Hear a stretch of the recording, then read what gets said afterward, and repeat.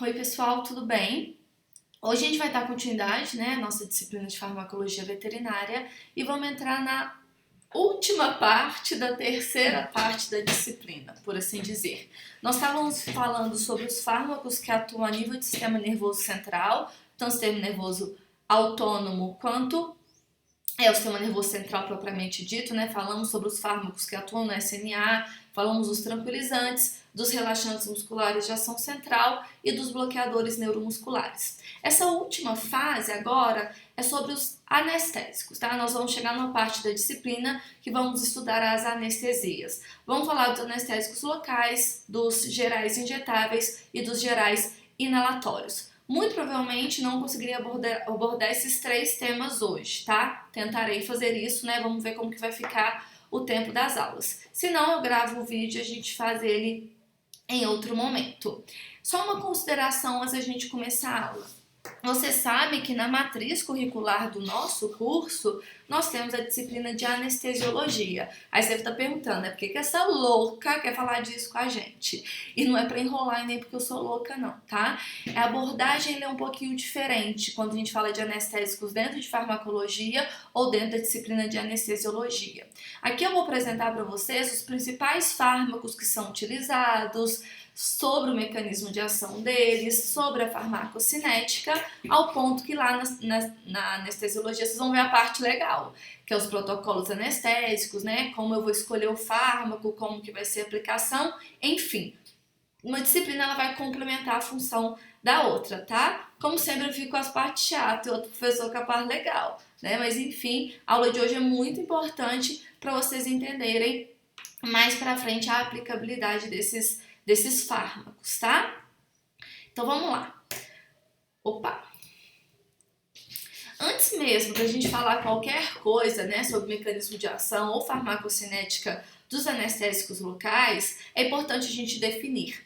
Então, por definição, nós costumamos dizer que o anestésico local é toda substância que, aplicada em concentração adequada, bloqueia de maneira reversível a condução nervosa. E é basicamente isso que eles fazem, tá? A gente vai ver mais para frente como que esse bloqueio acontece, mas o anestésico local, quando aplicado em concentração adequada em alguma área, ele bloqueia a condução nervosa nociceptiva naquele local. Então, qualquer droga, qualquer fármaco que tenha essa função, ele é um anestésico local. O mecanismo de ação dele vai se basear na paralisia vasomotora, tá? Então, além dele gerar esse bloqueio da resposta nociceptiva, ele também acaba gerando uma paralisia vasomotora. O que isso quer dizer? O vaso ele perde a capacidade de controlar o seu diâmetro, tá? Porque é muito difícil somente bloquear uma resposta, né? Eu não consigo só bloquear a resposta nociceptora. De uma forma geral, o anestésico local, ele bloqueia a resposta eferente motora daquele local, tá? E com esse bloqueio a gente também gera uma paralisia vasomotora, o que aumenta o fluxo sanguíneo para o local, causando uma vasodilatação, tá? Então vai gerar uma vasodilatação, porque o vaso não consegue responder aos estímulos e vai gerar um aumento na região, um aumento da vascularização na região anestesiada, tá? Guardem essa função de vasodilatação, que ela vai ser importante um pouquinho mais para frente, quando a gente falar dos efeitos colaterais desse fármaco, tá? Então a gente já falou da definição, né? Substâncias que utilizadas em concentração adequadas promovem temporária e reversível diminuição da sensibilidade, da motricidade. Motricidade é a capacidade de reação a estímulos, tá? Da função autonômica de uma parte do corpo. Então, até a resposta autônoma daquela parte do corpo, ela vai ser bloqueada. Se por acaso eu injetasse anestésico local no estômago, o estômago ia parar de responder à acetilcolina, tá? Esse é um bloqueio geral. Mas não é basicamente essa a função da anestesia local, né? O princípio principal é a gente bloquear uma área que vai sofrer por alguma intervenção. Dentre os fármacos mais utilizados para anestesia local, nós temos a mais conhecida, que é a lidocaína, né? Sem sombra de dúvidas é a mais utilizada na medicina, tanto humana quanto veterinária. Só que nós também temos a bupivacaína, a ropivacaína e a levobupivacaína. Eu acabei tirando o slide de histórico dessa aula, mas só para vocês entenderem de onde que vem os anestésicos locais. Já conseguem deduzir de onde que vem por causa do sufixo da palavra? Estava pensando se era prefixo ou sufixo. Por causa do sufixo da palavra, ó, caína, caína, caína. Todos esses anestésicos locais, eles são derivados da coca, tá? Eles são extraídos da coca, que faz a formação da cocaína. Só que hoje os fármacos já são feitos de maneira industrial, né, gente? De maneira sintética. Nenhuma empresa farmacológica fica fazendo plantações de coca para extrair esses anestésicos. Mas o primeiro anestésico local descoberto foi a cocaína. E apesar dela ter esses efeitos psicóticos, né, e de efeitos no sistema nervoso central como um todo, ela também tem ação anestésica, tá? Até contar um caso para vocês. A gente ia fazer uma cirurgia de uma égua, a gente saiu para fazer e a gente levou o EGG. Lembra que eu falei do éter guaiaquiloacol, que é um relaxante muscular de ação periférica, né, muito utilizado em cavalos? E o EGG, gente, ele é um pó branco, tá? A gente sempre transporta ele em pó branco e a gente tem que diluir no momento do que a gente vai utilizar, né? Ele não é feito em frasco, né? A gente compra o pó e a gente dilui no momento. E a gente até brincou assim, nossa, professor, se alguma polícia parar nosso carro e ver esse tanto de saquinho cheio de pó branco, vai achar que a gente tá levando cocaína. E ele até me questionou, né? Como que você conseguiria diferenciar se é um EGG ou se é uma cocaína, por exemplo, né? Vai que se alguém te entrega um pozinho desse, como que você diferencia? E a principal característica, e isso, gente, diz que os policiais fazem, tá? Que eles são treinados para isso. Eles pegam a cocaína e colocam na ponta da língua. Se anestesiar, é cocaína. Se não anestesiar, é qualquer outro pó branco, tá? Não necessariamente o EGG, é qualquer pó branco. Isso vem pelo fato da cocaína ser um anestésico local, tá? Além de todas as outras funções de loucura que ela causa, ela também gera uma anestesia. Vamos falar basicamente da farmacologia desses fármacos, tá? Então, primeiramente, para a gente entender como que eles funcionam e como que a gente consegue manipular essa resposta local, nós temos que saber que todos os anestésicos locais são bases fracas, né? O que é um fármaco, uma base fraca? Que ele sempre, em um meio básico, vai se dissociar, predominando as formas não ionizadas, tá? Lembra? Base fraca e ácido fraco é aquele que tem capacidade de se dissociar quando o pH do meio é alterado. Para uma base fraca ter maior formação dos radicais, né? Difícil hoje, né? Para ter uma maior formação da forma não ionizada, para uma base fraca, o pH tem que ser maior que o pKa. Lembra daquilo? Para uma base fraca ter um predomínio das formas não ionizadas ou não dissociadas, o pH do meio tem que ser maior que o pKa. Para um fármaco ser bem distribuído, para ele ser bem absorvido, qual forma que tem que procurar um fonoaudiólogo. Qual forma tem que pedronizar? Não é assim que fala. Predonizar. Qual forma tem que estar em maior concentração naquele meio? Então, para distribuição e para absorção ocorrer de maneira eficiente, qual forma que tem que estar mais presente naquele meio? A não ionizada, né? A não ionizada que tem capacidade de atravessar barreiras biológicas. Como os anestésicos locais são bases fracas, o meio tem que ter um pH maior que o pKa, certo? Locais inflamados, onde a gente tem alguma inflamação, como que é o pH de um local inflamado?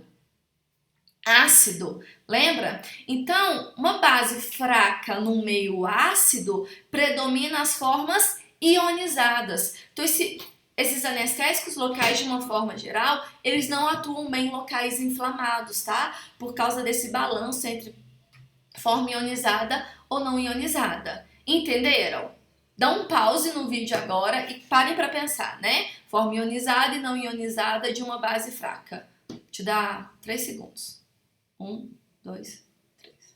Certo? Entendido? De qualquer forma, mais pra frente a gente vai falar um pouquinho mais disso. Lembra que o contrário dos anestésicos são os anti-inflamatórios não esteroidais. Eles são ácidos fracos, né? Então eles se distribuem bem em locais ácidos. Por isso que eles conseguem chegar no local inflamado. Vários de vocês mandaram aquele meme, né? Parado nessa quarentena, tentando entender como o medicamento sabe onde está a dor.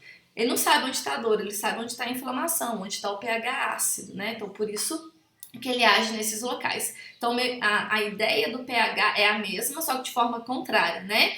Os anti-inflamatórios, por serem ácidos fracos, eles funcionam bem em meio ácido, e os anestésicos locais, por serem bases fracas, eles funcionam bem em meios básicos, né? Por isso que um dedo inflamado, com uma unha encravada inflamada, não pega anestesia, tá? Porque aquela região tá ácida. A composição dos anestésicos locais é basicamente dividida em 3 porções. Nós temos o radical lipofílico, tá? A porção lipossolúvel. Nós vamos ter uma porção hidrossolúvel e nós vamos ter uma cadeia intermediária. E para que eu estou falando da estrutura dos anestésicos locais? É que elas vão interferir na farmacocinética. A porção lipofílica, ela está diretamente relacionada com a potência do fármaco, né? Quanto mais lipossolúvel o fármaco for, com maior facilidade ele atravessa as membranas biológicas, entra dentro da célula e exerce seu mecanismo de ação, certo? Lembrar também que quanto maior a potência, maior é a chance de toxicidade daquele fármaco. E a cadeia intermediária, gente, no caso dos anestésicos locais, ela vai estar relacionada com a duração do efeito, tá? Com o tempo de meia-vida. Então, dependendo do tipo de ligação química que nós temos na cadeia intermediária, isso vai determinar se é um fármaco de longa duração ou se é um anestésico local de curta duração, certo? A gente já vai ver quais são os tipos de ligação existentes. Então, aqui, ó, tá mostrando 2 estruturas moleculares de 2 anestésicos locais, lidocaína e procaína, tá? O grupo aromático, ele consiste no radical hidrofílico, e a amina terciária, ela corresponde à extremidade lipofílica, tá? E essa é a ligação intermediária. Então, a ligação intermediária, ela pode ser de 2 formas, ou de ligação tipo éster, ou de ligação tipo amina, tá? Lembra que isso aqui é um éster, ó, dupla O com um simples O, e uma ligação amina com o radical amino do nitrogênio. Aqueles fármacos que têm a ligação tipo éster, assim como a procaína, a cloroprocaína, a tetracaína, são fármacos que são rapidamente hidrolisados no organismo. Então, eles sofrem biotransformação de uma maneira muito rápida. Então, o tempo de meia-vida da procaína, ela é menor do que comparado àqueles fármacos que têm ligação do tipo amina, tá? Os fármacos que têm ligação do tipo amina, eles têm um tempo de meia-vida maior porque eles demoram um pouco mais para serem metabolizados no organismo. Por isso que a gente disse que o tipo de ligação intermediária vai interferir na duração dos efeitos anestésicos, tá? Só para a gente memorizar, ligações do tipo éster são fármacos que são rapidamente hidrolisados e biotransformados no organismo, tendo um tempo de meia-vida mais curto que os anestésicos com ligações do tipo amina, tá? Como eu já disse, são bases fracas e eles sempre vão interagir com o hidrogênio do meio, né? Então, quanto mais hidrogênio tem no meio, mais o fármaco vai reagir e formar a forma ionizada do medicamento. E lembrem que a forma ionizada não penetra em célula. Então, quando a base reage com o hidrogênio e forma a forma ionizada, ele não vai conseguir penetrar nos tecidos e não vai ter função, tá? Então, para a gente só enfatizar mais uma vez, anestésico local não atua em local inflamado. Por quê? Porque o anestésico local é uma base fraca e um local inflamado tem pH ácido. Nesse contexto, vai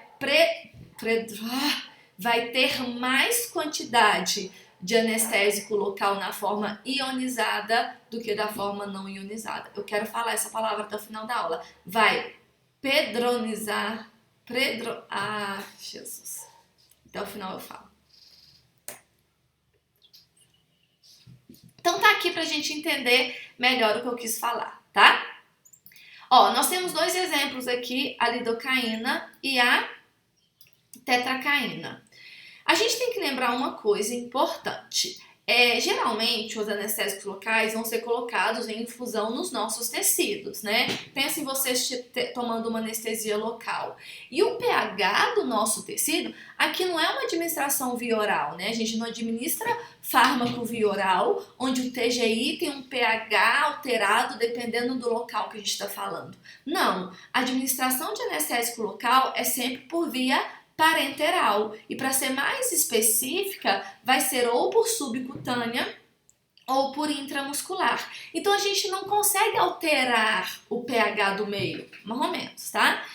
O pH do meio ele vai ser sempre constante, concordam comigo? Não é igual no TGI que sempre altera. O pH de onde eu vou administrar meu fármaco, se ele estiver saudável, sempre vai ser constante. E o pH fisiológico é 7,4. Tá? Então, o pKa dos anestésicos, eles sempre vão ser maior do que o pH fisiológico, tá? Sempre.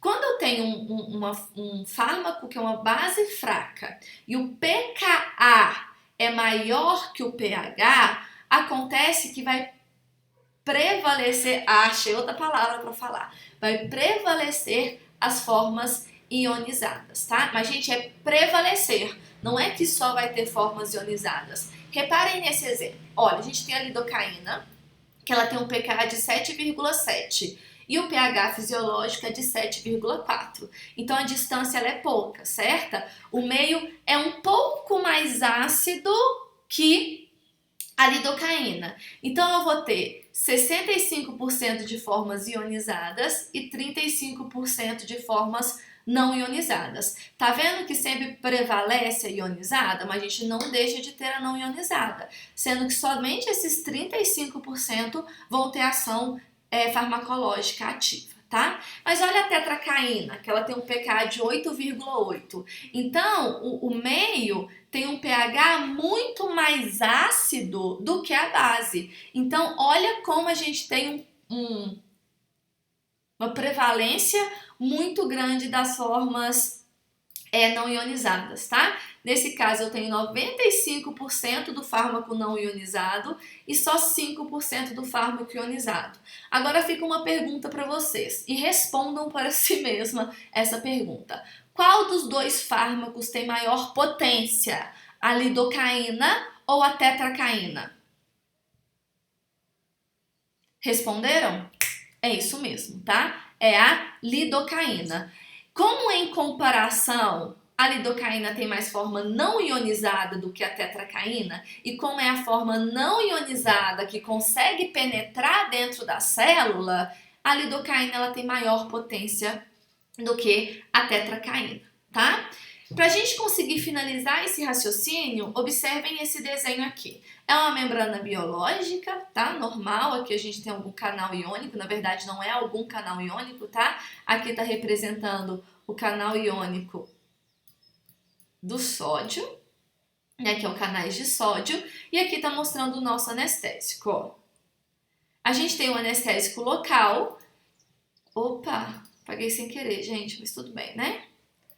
Aqui a gente tem nosso anestésico local, que quando ele reage com o hidrogênio, ele forma a forma ionizada, né? A forma ionizada não consegue penetrar dentro da célula, gente. Ela não tem lipossolubilidade suficiente para isso, tá? Reparem que só a forma não ionizada que consegue penetrar. Essa aqui, gente, é a membrana de um neurônio, tá? Então, é a membrana de um neurônio. Então, esse anestésico local, ele consegue penetrar dentro da membrana do neurônio. Como é a forma não ionizada que penetra, aquele anestésico que tiver uma maior quantidade de forma não ionizada vai ser o anestésico mais potente. Concordam comigo? Quando ele entra dentro da célula, ele vai reagir com o hidrogênio que tem dentro da célula, né, gente? Inevitavelmente, a gente tem hidrogênio dentro do citoplasma e vai formar a forma ionizada. aqui a gente tem uma diferença. A forma não ionizada é a que entra dentro do neurônio, mas é a forma ionizada que vai exercer o efeito farmacológico da droga, tá? Só que antes ela tem que entrar dentro da célula. A primeira coisa que ela tem que fazer é entrar. Só depois que ela entra que ela vai conseguir atuar, tá? E como que ela atua? A forma ionizada vai se ligar nos canais de sódio e vai bloquear os canais de sódio, tá? Se eu bloqueio o canal de sódio de um neurônio, qual o processo de alteração de potencial de ação não acontece? Quando eu bloqueio o canal de sódio de um neurônio, qual o processo de potencial de ação não acontece? A despolarização. Se meu neurônio não despolariza, ele não consegue gerar potencial de ação. Se ele não gera potencial de ação, ele não conduz impulso nervoso. Aí, quando esse neurônio é um neurônio nociceptivo, ele não vai conseguir conduzir o estímulo da dor e vai anestesiar aquele local. Vocês entenderam? Certo? A gente vai falar do mecanismo de ação de novo mais para frente, tá? O que eu quero que vocês observam aqui, que para o fármaco conseguir exercer seu efeito, a primeira coisa que tem que acontecer é ele penetrar dentro do neurônio. E para ele penetrar dentro do neurônio, ele tem que estar na forma não ionizada. E quanto mais não ionizada eu tiver, mais potente é o fármaco. Então eu consigo, através do pKa da droga, definir qual que é a droga mais potente ou não? Consigo. A gente já não chegou na conclusão que a lidocaína é mais potente que a tetraciclina? Então, de forma geral, quanto maior for o pKa da droga, tá? Quanto maior for o pKa, menor vai ser a potência. Por quê? Quanto maior for o pKa, mais longe aquele pKa tá do pH do meio, que é o pH fisiológico. Quanto mais longe ele tiver, mais forma ionizada vai prevalecer. Então, para um anestésico local ser muito potente, ele tem que estar o mais próximo possível do 7.4, tá? Então, quanto mais próximo do 7.4 aquele anestésico tá, mais potente ele é. Quanto mais longe do pH do meio aquele anestésico tiver, menos potente ele é. Entenderam? Isso é importantíssimo para a gente entender os anestésicos locais e para vocês entenderem os protocolos anestésicos lá na anestesiologia. Entenderam? De verdade?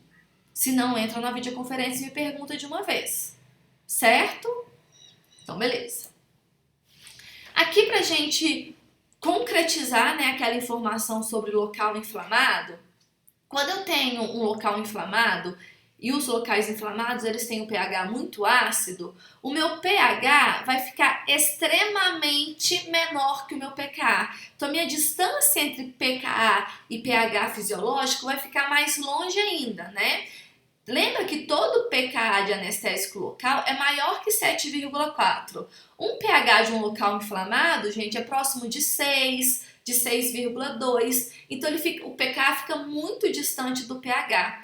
Devido a isso, né, nos tecidos inflamados, a gente sempre vai ter o predomínio da forma ionizada, tá? A gente vai ter 99% ionizado e 1% não ionizado. Como a quantidade de não ionizado é muito pequeno, a eficiência de ação daquele anestésico naquele local é muito baixa. Por quê? Porque somente uma quantidade muito pequena do fármaco vai conseguir penetrar, tá? Então, dessa forma, nós temos pouquíssimas ou quase nenhuma penetração do fármaco pelas membranas biológicas. E se ele não penetra na membrana do neurônio, ele não vai conseguir exercer o seu efeito fisiológico, que é bloquear os canais de sódio. Beleza? Aqui é só uma tabelinha que a gente vai avaliar a potência de um fármaco, tá? Então aqui tem vários anestésicos locais que são utilizados. A gente tem os de ligações tipo éster e os de ligações do tipo amina. Lembra que os de ligações de tipo éster, ele tem o maior ou menor tempo de meia-vida? Menor tempo de meia-vida. E as aminas têm maior ou menor tempo de meia-vida? Maior, tá? Sabe, a única coisa boa dessa videoaula é que eu não fico decepcionada de vocês não me responderem. Porque eu não sei se vocês estão respondendo ou não de qualquer forma, né? Enfim.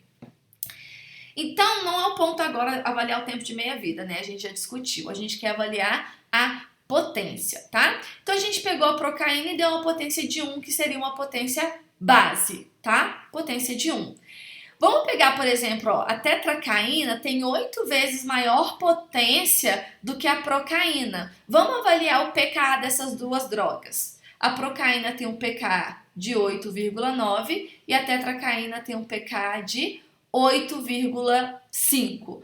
Qual deles está mais próximo do pH do meio, que na maioria das vezes é 7,4? Qual que está mais próximo de 7,4? A tetracaína. Por isso que ela é mais potente, tá?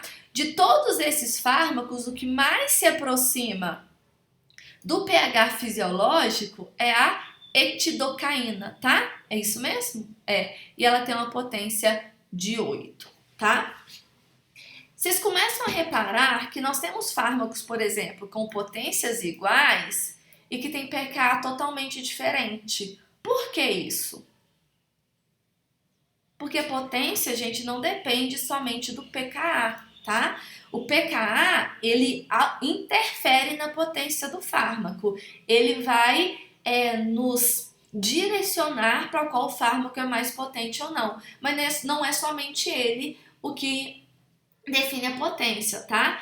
O quão lipossolúvel aquele fármaco é também vai interferir na potência. O tipo de ligação interfere na potência pelo simples fato de duração de efeito, tá? Então é até não muito bem colocado isso daqui nesse slide, porque o tipo de ligação não interfere diretamente na potência, ele interfere na duração do efeito. Então às vezes a gente pode confundir isso, nossa, esse fármaco é super potente porque ele dura muito tempo, mas a gente não tá falando de intensidade de anestesia, tá? A gente tá falando de duração da anestesia.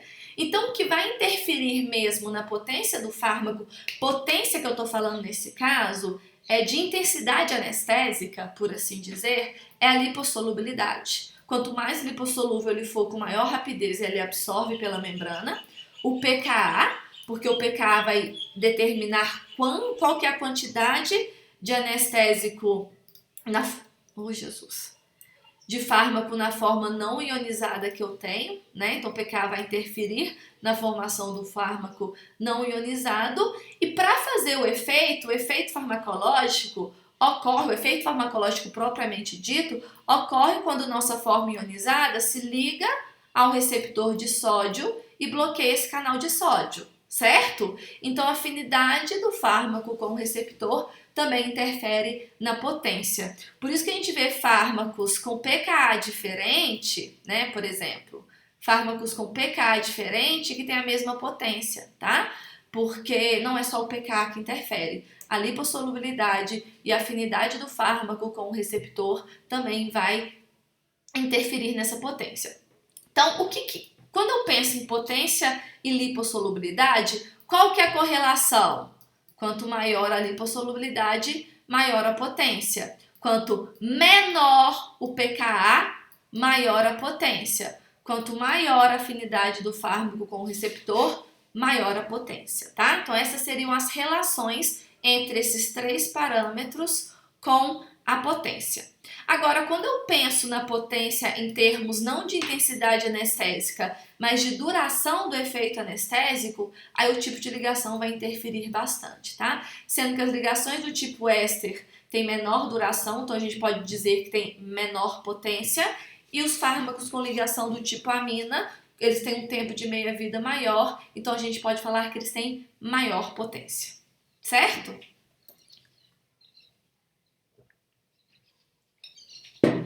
Aqui a gente tem uma questão importante, tá?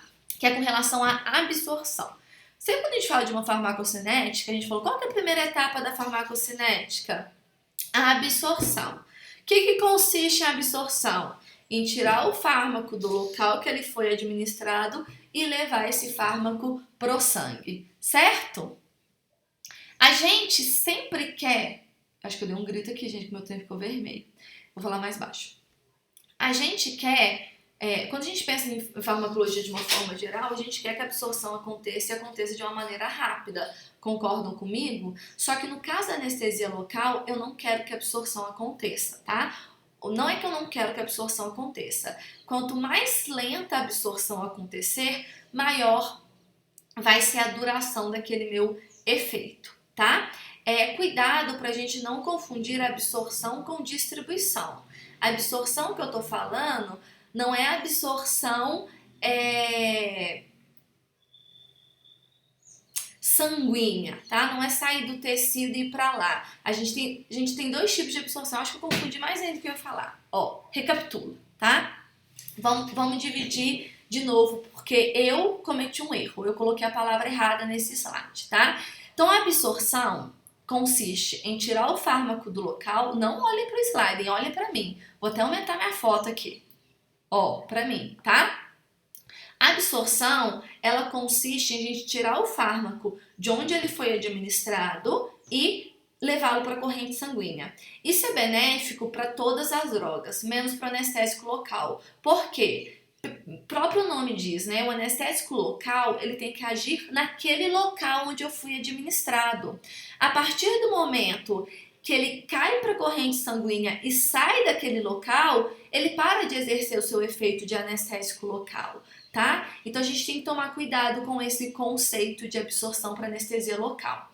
Agora vamos voltar para o slide. Essa absorção que eu quis dizer aqui é a absorção pela célula, tá? Absorção pelo tecido e não absorção para cair na corrente sanguínea. Essa palavra tá errada, tá? Eu tinha que ter usado a palavra distribuição. Entenderam? Então essa absorção que eu tô me referindo é com a célula conseguir absorver aquele medicamento. Tanto com que a velocidade que o fármaco entra dentro da célula vai determinar o período de latência, né? O que é tempo de latência? É o momento que eu administrei o fármaco e que ele começou a gerar efeitos farmacológicos. Quanto mais rápido ele ser absorvido pela célula, melhor vai ser, né? Menor vai ser meu tempo de latência. Mas, ó, não era para ser absorção, tinha que ser distribuição, tá? Me perdoem por esse erro tão básico, mas eu observei antes e tá tudo certo, tá? O que vai depender, essa velocidade de absorção anestésica pelo tecido, vai depender basicamente de 3 fatores. A proximidade com o alvo, né? Então, se eu coloquei o fármaco o mais próximo possível daquele nervo, por exemplo, vai depender da solubilidade, o quão rápido ele consegue entrar dentro daquela célula, e vai depender do pKa, tá? O que eu quero dizer com essa alcalinização? A gente pode, de alguma forma, conseguir reduzir esse tempo de latência, a gente aumentar essa velocidade com que o anestésico ele consegue entrar dentro do neurônio? Podemos, a partir da alcalinização do meio, tá? Eles são bases fracas. Quanto mais próximo o pH do meio tiver do pKa da droga, maior vai ser a velocidade de absorção daquele fármaco pelo tecido, né? Maior vai ser a velocidade de distribuição. Então, em alguns momentos, por exemplo, eu quero fazer uma anestesia num local que ele está inflamado. A gente pode fazer uma solução do anestésico local com uma solução de bicarbonato de sódio, tá? Quando a gente faz essa mistura, a gente alcaliniza o meio, a gente aproxima o pH do meio do pKa do anestésico, a gente aumenta a potência anestésica, a gente aumenta a velocidade com que aquele anestésico é absorvido pela célula e a gente reduz o tempo de latência, certo? Então, nesses protocolos, gente, basicamente, a gente mistura a lidocaína 2% com soro fisiológico e bicarbonato de sódio. Então, primeiro a gente produz, tá? A gente fabrica essa solução de soro fisiológico com 1 miliequivalente por ml de bicarbonato de sódio e depois a gente coloca tudo na proporção, tá?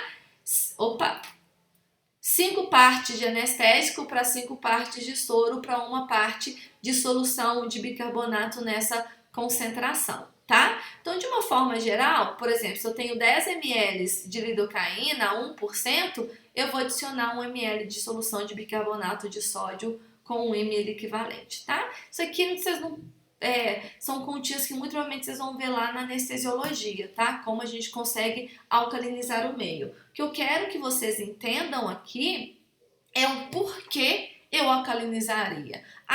Alcalinizar o meio, ele vai modificar em quê? A farmacocinética daquele anestésico, tá?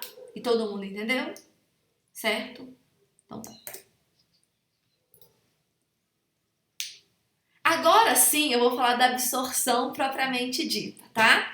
A absorção do fármaco sair do tecido e cair na corrente sanguínea, a gente já conversou que ela não é tão desejável, né? Quanto mais rápida a absorção acontece, quanto mais rápido o fármaco sai do local onde ele foi administrado e chega na corrente sanguínea, menor vai ser o tempo de duração do efeito anestésico, tá? E essa absorção ela vai depender basicamente da vascularização dos tecidos. Ou seja, um tecido que tem baixa vascularização, a duração do efeito anestésico vai durar mais. Por quê? Porque vai demorar para o fármaco ser absorvido para a corrente sanguínea, tá?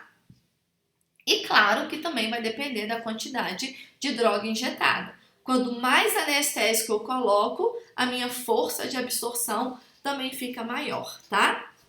A gente falou de... Gente, deixa eu arrumar um negócio no slide aqui, porque senão vocês vão ficar mais confusos ainda, tá? Pera aí que eu já volto.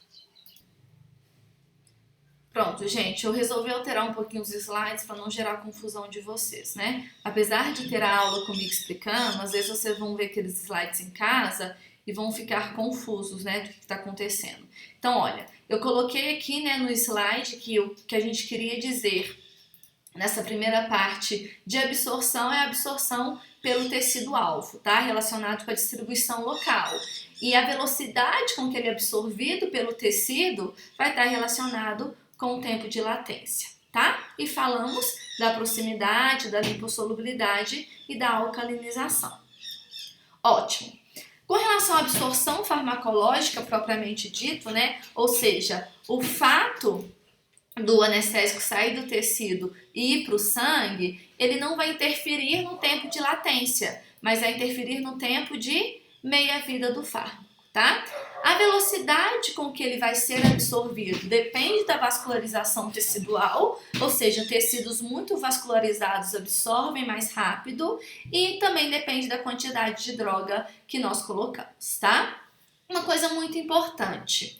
A gente falou que a gente pode associar os anestésicos locais com uma solução de bicarbonato de sódio com o objetivo de alcalinizar o meio e aumentar a potência farmacológica, né? Reduzindo a latência dos efeitos. A gente também consegue meio que manipular o tempo de meia-vida desse anestésico local, reduzindo a absorção deles. Lembra que a gente acabou de falar que a partir do momento que aquele fármaco ele é absorvido, ele para de agir naqueles tecidos. Se eu quero que ele fique mais tempo agindo naqueles tecidos, eu tenho que minimizar a absorção.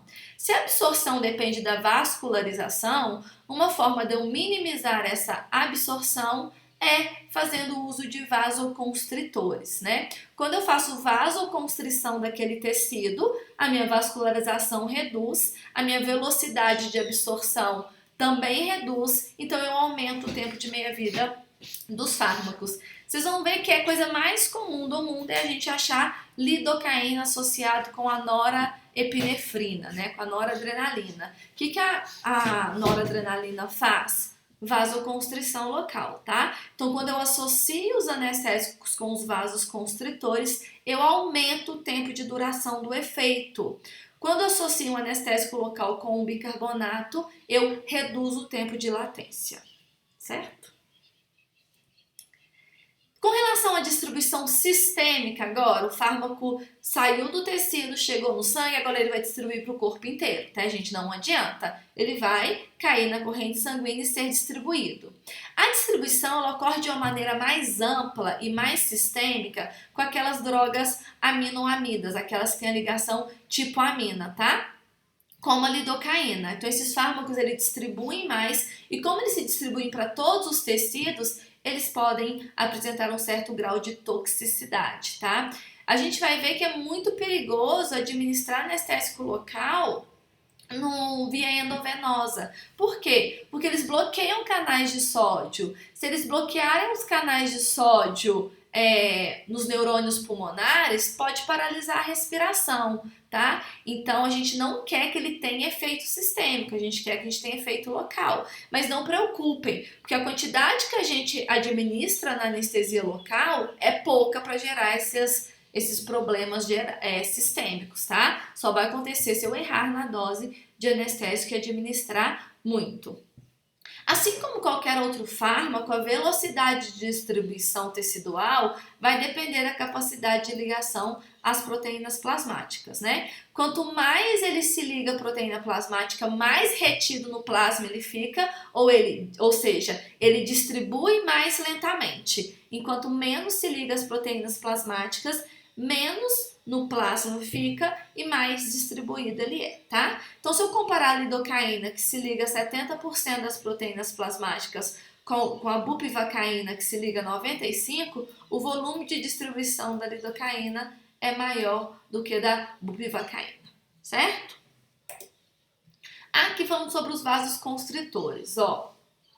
Se eu pego aquele fármaco, né, administro num tecido onde, lembra que o próprio anestésico local, o que ele faz com a função vasomotora? Bloqueia. Então, um tecido que ele recebe anestésico local, ele já tende a ficar com uma dilatação tecidual e aumentar a vascularização. Só que quando eu aumento a vascularização, eu aumento a absorção e eu reduzo a duração do efeito anestésico. Para a gente evitar isso, né, e minimizar esse efeito, a gente pode associar o anestésico com os vasoconstritores, tá? Como exemplo, a adrenalina. Nesse caso, esse fármaco ele vai permitir uma redução da perda sanguínea do local, ele vai minimizar esse fluxo sanguíneo, vai reduzir a velocidade com que aquele fármaco sai do tecido e vai aumentar a duração dos efeitos anestésicos. Só que nem tudo são flores, tá? Alguns cuidados eles devem ser, a gente tem que levar em consideração alguns cuidados. Principalmente quando eu estou fazendo a administração de anestésico local em extremidades, tá? Estou fazendo uma cirurgia na pata de uma vaca e vou colocar um anestésico local. Ah, mas eu vou colocar com um vasoconstritor porque eu quero que aquele efeito dure mais. A gente tem que tomar cuidado, porque quando a gente está anestesiando extremidade, já são locais onde a vascularização é menor. E se eu coloco um vasoconstritor, a gente pode comprometer a vascularização daquele tecido e poder levar às lesões teciduais. Então a gente evita de usar vasoconstritores associados aos anestésicos locais em extremidades, tá? Patas, cauda, se eu for fazer alguma anestesia de língua, tá? A gente evita fazer essa associação com vasoconstritor, porque já são tecidos que naturalmente recebem menos vascularização. E se a gente acaba gerando uma vascularização excessiva, a gente pode gerar necrose tecidual por falta de irrigação. Beleza? Gente, quando esse fármaco ele se distribui na corrente sistêmica como um todo, primeiramente ele atinge cérebro, fígado, rins e pulmões, e depois ele vai atingir músculo e tecido adiposo, tá? Então, se eu for pensar em efeitos colaterais de uma injeção intravascular de anestésico local, por exemplo, ou se eu usei uma quantidade muito excessiva daquele fármaco no local, né, e chegou uma grande quantidade de anestésico local na corrente sanguínea, os principais efeitos vão estar relacionados com esses órgãos, tá? Então, a gente vai ver que ocorre uma depressão do sistema nervoso central, porque são os principais tecidos que ele se encontra, tá? A gente tem a metabolização, a biotransformação desses fármacos pode acontecer tanto no sangue quanto no fígado, tá? A gente já vai falar de biotransformação mais pra frente e eu já explico pra vocês isso. E depois deles serem biotransformados no organismo, eles vão ser eliminados na urina, tá? Alguns animais, eles apresentam uma toxicidade, não uma toxicidade, né? Mas um predomínio de serem mais susceptíveis aos anestésicos locais do que os outros animais. Como exemplo, a gente tem o gato, os neonatos e os idosos, tá? Isso vai estar muito relacionado com a capacidade que esses animais têm de metabolizar o anestésico, tá? Tá muito mais associado com a insuficiência do fígado em metabolizar esses anestésicos. Então, animais muito jovens, onde o fígado não tem atividade boa, ou idoso, que já tem um fígado mais comprometido. No caso de gatos, né, por causa da peculiaridade enzimática deles, e animais que têm insuficiência hepática, eles têm uma metabolização desse fármaco mais lenta, ele se acumula na corrente sanguínea e ele vai começar a dar aqueles efeitos sistêmicos dos anestésicos locais que nós não queremos que aconteça, tá? Anestésico local é para agir no local. A biotransformação, né, que eu fiquei de finalizar com vocês, lembrem que elas podem acontecer tanto no plasma quanto no fígado. Lembra daqueles fármacos que têm ligação do tipo ésteres, a procaína, a tetracaína? Elas são hidrolisadas no próprio plasma, tá? O plasma sanguíneo tem esterases que conseguem degradar esses anestésicos locais. Por isso que eles têm um tempo de meia-vida menor, por isso que eles duram pouco, porque assim que ele cai na corrente sanguínea, as próprias enzimas do plasma vão biotransformar aquele fármaco. Ele não precisa chegar no fígado para ser biotransformado, entendeu? No plasma mesmo a gente já resolve esse problema. O que isso tem? O que a gente pode levar em consideração? Que eles têm tempo de meia-vida menor e o mais importante, que se eu precisar utilizar um anestésico local em um animal com insuficiência hepática, num gato, num animal jovem ou num animal idoso, eu vou utilizar os anestésicos de ligação tipo ésteres, tá? Porque elas são mais independentes do fígado. Gente, não é 100% metabolizado no plasma, tá? Uma quantidade vai ser biotransformada no fígado, mas a gente já vai ter essa ajuda evitando a sobrecarga hepática. Já aqueles anestésicos com ligações do tipo amina, tipo a lidocaína, elas dependem do sistema de citocromo P450 para ser biotransformado. E lembra que o gato quase não tem isso? Por isso que o gato é muito susceptível a intoxicações com anestésicos locais. O que não significa que eu não posso usar lidocaína em gato, né? Só que quando eu utilizar, tomar cuidado para a gente não utilizar doses muito altas que podem se acumular na corrente sanguínea, certo? Bom senso e regra de 3 resolve 90% dos nossos problemas. Beleza. Com relação ao mecanismo de ação, a gente já falou um pouquinho sobre ele, né? Então só pra gente enfatizar. Então, a gente tem aqui uma membrana de uma célula, né? No caso aqui de uma célula de neurônio. Ai, gente, eu tô apanhando desse trem. Vou explicar para vocês o que acontece. A minha setinha do cursor do meu mouse, eu fico passando em frente ao slide, só que ele não aparece na gravação para vocês. Aí eu tenho que clicar com o botão direito, colocar caneta para a caneta aparecer. Aí, às vezes, quando eu clico com o botão direito para pedir essa caneta, eles não abrem a janela de informação, ele vai e passa o slide, tá? Então é por isso que às vezes o slide passa sem eu querer. Desculpem por isso. Vou tomar mais cuidado. Tá, mas enfim. Aqui a gente tem uma membrana, né? Que no caso é uma membrana celular, que a gente pode supor que é um neurônio. E aqui a gente tem os canais de sódio. Quando o neurônio vai transmitir um impulso nervoso, a primeira coisa que tem que acontecer é a despolarização daquela célula. E como que a célula despolariza? Ela despolariza abrindo os canais de sódio, tá? Então, quando eu abro os canais de sódio, o sódio entra e despolariza aquela célula. Como que o anestésico local ele consegue bloquear a transmissão neuronal? Bloqueando os canais de sódio, tá? Então, quando eles são absorvidos na forma não ionizada, dentro da célula, o anestésico local... Perder paciência.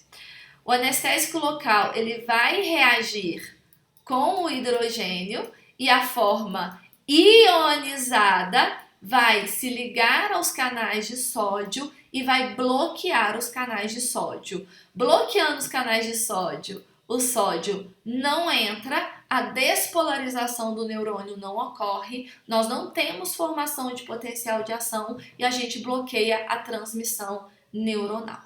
Entendidos? Então lembrem que para ser absorvido tem que estar na forma não ionizada. Por isso que o pH do meio tem que estar o mais próximo possível do pKa da droga. Agora, quando ele entra na célula, a substância farmacologicamente ativa é a forma ionizada. É a forma ionizada que consegue bloquear os canais de sódio e bloquear a condução neuronal. Nesse caso, vai bloquear a condução dos estímulos dolorosos, anestesiando o local. As recomendações de uso é em procedimentos cirúrgicos locais. Também pode ser utilizado para alívio de dores intensas, tá? Então, às vezes a gente tem uma fibromialgia, ou, por exemplo, um cavalo está sentindo muita dor na pata, que os fármacos normais não estão melhorando, a gente pode anestesiar para fazer o alívio da dor. Em concentrações baixíssimas, e utilizado via infusão contínua, pode fazer uma analgesia sistêmica, tá? Mas nunca a concentração da infusão contínua é a mesma de quando a gente faz bloqueio local, tá? É uma concentração muito mais baixa. Nesse caso, ela vai estabilizar membranas excitatórias de uma forma geral do organismo, né? Fazendo a supressão dos neurônios nociceptivos da medula espinhal, tendo essa função analgésica. Os anestésicos locais, eles também podem ser utilizados por via intravenosa com outro objetivo, gente, que é de antiarrítmico, tá? Vou falar mais uma vez. A concentração que eu vou dar endovenosa de um anestésico local é muito menor da concentração que eu utilizo para fazer um bloqueio local, tá? Porque em doses muito altas eles podem bloquear canais iônicos de várias células e é isso que eu não quero, tá? Por que ele pode ser utilizado antiarrítmico? Porque eles vão atuar nos canais de sódio dos marcapassos cardíacos, lá do nódulo sinoatrial. Lembra que uma arritmia cardíaca é uma falta de ritmo. Por quê? Porque as minhas células marca-passo estão despolarizando de maneira descoordenada. Então eu tenho que recoordenar essa despolarização dos marca-passos. Então, como esses fármacos vão bloquear alguns canais de sódio, alguns, porque a dose é bem baixa, ele consegue estabilizar essa falta de ritmicidade cardíaca, tá? Quando a gente falar de farmacologia cardiovascular, a gente vai falar disso de novo. Sempre lembrar que quando ele é administrado de maneira endovenosa ou intravenosa, ele vai gerar uma vasodilatação arterial, porque ele também bloqueia os centros vasomotores, tá? Então a gente tem que tomar cuidado com a hipotensão quando a gente faz essa administração intravenosa ou endovenosa de anestésicos locais, certo? Gente, associações possíveis, já discutimos as duas, né? Eu posso associar os anestésicos locais com adrenalina. Para quê? Para gerar uma vasoconstrição local e aumentar a durabilidade da anestesia. Só a gente tem que tomar cuidado, que essa adrenalina ela não vai ficar para sempre ali no tecido. Uma hora ela vai chegar na corrente sanguínea, tá? E a gente tem que observar se esse animal não vai apresentar quadros de agitação ou de taquicardia. Evitar usar em extremidade, por causa da circulação da extremidade que já é precária. E também a gente tem que ficar atento com a cicatrização, tá? Porque como ele minimiza a vascularização tecidual, as cascatas de cicatrização também vão acabar sendo retardadas, tá? Então ocorre retardação de feridas causando edemas e necrose. Mas usando na quantidade certa, tudo certinho, não tem esses problemas, tá, gente? É só quando a gente erra a mão. Ou a gente erra a mão ou aquele animal já apresentava algum comprometimento vascular naquele local. A associação com bicarbonato tem a função de elevar o pH do tecido, favorecendo a formação das formas não dissociadas, tá? E quando a gente tem a forma não dissociada ou não ionizada, ela consegue penetrar dentro da célula e exercer o seu efeito. A gente tem que tomar muito cuidado com a solução de bicarbonato, que ela pode precipitar. Então, antes da gente utilizar, sempre dá uma agitada, sempre observar se o bicarbonato não está precipitado, tá? Porque se ele precipitar no tecido, pode gerar lesão tecidual por alcalinização excessiva. Beleza? Eu ia falar certo de novo, já reparei que eu já falei 20 certos nessa aula. Beleza, gente? Alguma dúvida? efeitos colaterais dos anestésicos locais vão estar associados quando eles chegam em alta concentração na corrente sanguínea, tá? E vale a gente lembrar que quanto maior é a potência de alguma droga, maior é a chance dela gerar uma toxicidade, tá? Os efeitos colaterais dos anestésicos locais vão ser graves, né, quando ocorrer um acometimento. Peraí, deixa eu colocar minha caneta. Quando ocorrer um acometimento das células excitatórias do sistema nervoso central e do coração. Quando ele bloquear de uma maneira muito excessiva, por exemplo, o marca-passo cardíaco, pode gerar uma bradicardia muito pronunciada. E quando ele bloquear muito os centros excitatórios do sistema nervoso central, pode levar a uma depressão muito acentuada. Mas isso sempre vai depender da quantidade que ele chegar na corrente sanguínea, tá? A gente consegue observar uma coisa muito interessante. Se o anestésico local ele chega em baixa concentração no sistema nervoso central, ele gera uma sedação como efeito colateral, tá? Quando ele chega em altíssimas concentrações no sistema nervoso central, ele pode gerar convulsões. Mas como que isso acontece? É porque se ele chega em alta concentração, além dele bloquear os neurônios excitatórios, ele também bloqueia os neurônios inibitórios. E esse bloqueio simultâneo de excitatório com inibitório acaba gerando um desarranjo do sistema nervoso central e gera os quadros de convulsão, tá? Então, se a gente faz uma dose altíssima de anestésico local, pode acontecer o que a gente nunca pensaria que aconteceria, né? Acontecer convulsões. Gente, a administração de lidocaína aqui no forame magno, no líquido cefalorraquidiano, é uma das formas de eutanásia, tá? Claro que o animal tem que estar sedado e tranquilizado antes de eu fazer isso, óbvio, tá? Eu não vou prender o animal e aplicar o anestésico local no líquido cefalorraquidiano.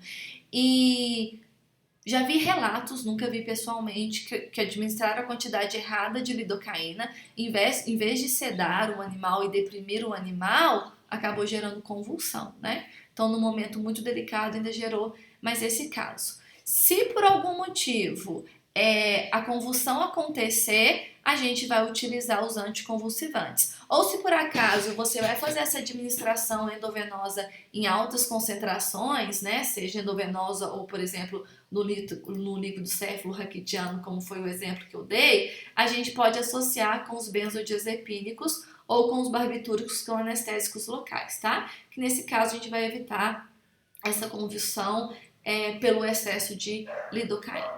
Mas isso não é comum, tá? Não é comum administrar lidocaína em quantidades muito elevadas, tá? Isso é nesses casos de exceção mesmo, tá? Nós temos outros protocolos de eutanásia que são muito mais recomendados do que esse. Há um exemplo, né, de benzodiazepínico, que é o diazepam e o clonazepam, ou seja, o Valium e o Rivotril. E os barbitúricos, a gente vai ter a próxima aula de barbitúrico, mas é o famoso Gardenal, tá? O fenobarbital. Aqui está mostrando a dose convulsivante, então uma dose altíssima. Gente, para a gente fazer uma anestesia local, a gente usa 2 a 5 miligramas por quilo para um bloqueio local, né? Olha as doses convulsivantes da lidocaína, né? Por exemplo, no cão, 20 a 27. Olha como que no gato é muito menor, né? Porque eles já apresentam maior toxicidade aos anestésicos locais. Cavalo já tem uma maior sensibilidade, tá? Primata e homens. No caso de intoxiquei meu animal com anestésico local, agora saí da convulsão, tá? Viu que meu animal acabou sendo intoxicado, basicamente aqui vai ser paliativo, tá? A gente vai usar oxigenoterapia, vai colocar o animal no oxigênio se ele tiver com uma bradicardia, fazer fluido. Se a depressão respiratória for muito pronunciada, a gente pode chegar a entubar esse animal e fazer ventilação mecânica. E no caso dos quadros de convulsão, utilizar os sedativos, né, os benzodiazepínicos ou os barbitúricos para fazer esse acalmamento que eu ia falar, para a gente conseguir acalmar o animal e tirar ele da crise convulsiva. Quais que são os principais anestésicos que nós utilizamos, né? A gente tem o cloridrato de procaína, ele é menos ativo que a cocaína, tá? Que é o nosso anestésico local Eu ia falar de eleição, mas não de eleição, né? O primeiro que foi descoberto, ele também é bem menos tóxico que a cocaína, tá? Não gera esses efeitos alucinógenos que a cocaína gera. O limite máximo de administração é 10 miligramas por quilo, depois disso pode gerar todos os efeitos colaterais, e o tempo de duração dos efeitos é de meia a 1 hora, tá, gente? Muito mais próximo de meia hora do que de 1 hora o tempo de meia-vida da procaína. A gente tem o cloridrato de lidocaína, que é a xilocaína, né? Acho que muita gente já ouviu falar desse nome comercial.